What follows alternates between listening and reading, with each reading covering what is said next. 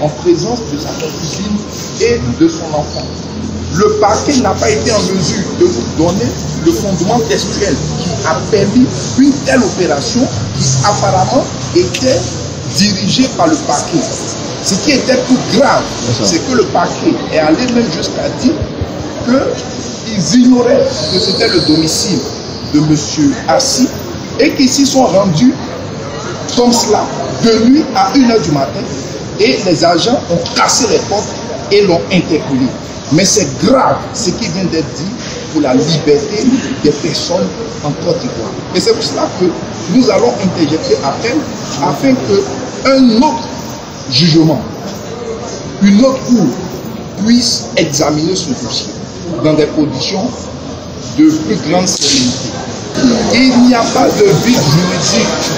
Le droit syndical est fondé en Côte d'Ivoire dans la Constitution et son exercice ne se fait pas en dehors des heures de travail, ça se fait pendant les horaires de travail.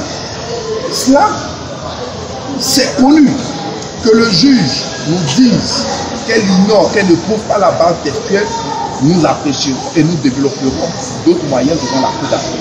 Mais à la vérité, il est poursuivi pour coalition d'agents publics. Vous avez bien pu noter qu'il était seul. Et même quand les membres du directoire ont été arrêtés, ils ont été relâchés. Mais quels sont les faits reprochés à M. Assis? Simplement d'avoir véhiculé le message comme quoi il y aura une grève le 3 et le 4 avril. Mais il a fait en tant que chargé de communication du MEDD. Donc il était dans sa mission. Qu'on nous dise que ça n'a rien à voir avec le droit de grève, mais qu'il a commis une faute en dehors du droit de grève par la diffusion de vidéos, on leur a demandé de nous rapporter simplement ces vidéos pour qu'on puisse en débattre. Vous avez vu que on ne nous a pas apporté de vidéos. On a demandé les preuves de l'obstruction qu'il aurait faite dans les écoles. On ne nous a pas apporté de preuves. Finalement, on nous sort comme dans un chapeau qu'on a fouillé, on n'a pas trouvé le test qui nous permet, à un syndicat, aux heures de travail, de se promener et de rencontrer ses syndiqués.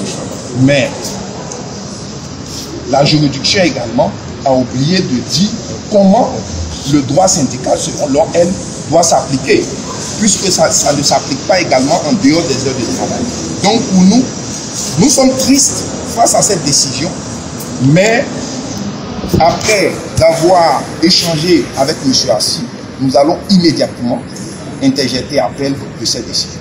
Et je tenais à remercier tous ces confrères qui ont fait le déplacement, Maître Ouraga Serge, Maître Zadi Jonas, Maître Dadé Rodrigue, pour défendre le droit de la grève, pour défendre le droit syndical et pour défendre également quelqu'un qui était en maille avec la justice et qui n'avait pas les moyens. Et nous l'avons fait gratuitement parce que nous pensons que tous les citoyens ont droit à une défense, peu importe leurs conditions de vie.